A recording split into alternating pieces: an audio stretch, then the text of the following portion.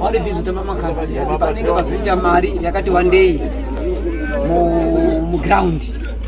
Saka mari yekupedzisirayo ndiyo inenge yakonzeresa rufu rwa Thomas, nekuti pari kunzi pahwina Thomas mari yekupedzisira ndo pawabatana na Maki Ashite wakutanga kubvutirana mari.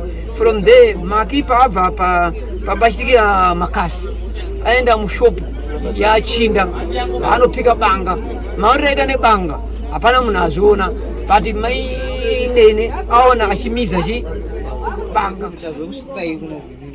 Masvika sei kuti musvike kuno?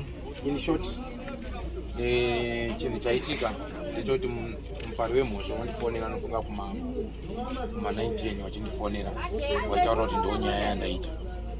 So wataura kudaro wanga wane mission yekutiza kuenda kuMozambique kuenda kuSouth Africa.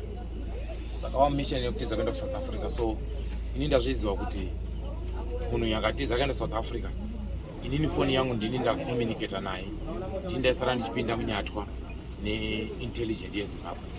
So zvadaro tahighlighta nyaya iyoyo kupolisi kuti ndo chimiro chiriko chaitika.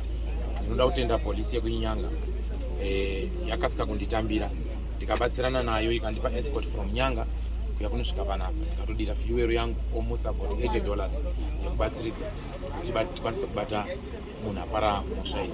Tine chinangwa chekuti vari kupara mhaka, siyanai nenhau dzekuuraya, siyanai nenhau dzekuparira vanhu ngozi.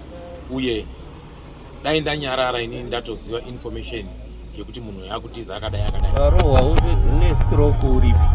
Ndarohwa nestroke zvichimanya ndopandazogara pana ndipoti ndanimbogare pasenzemvura ndopandabata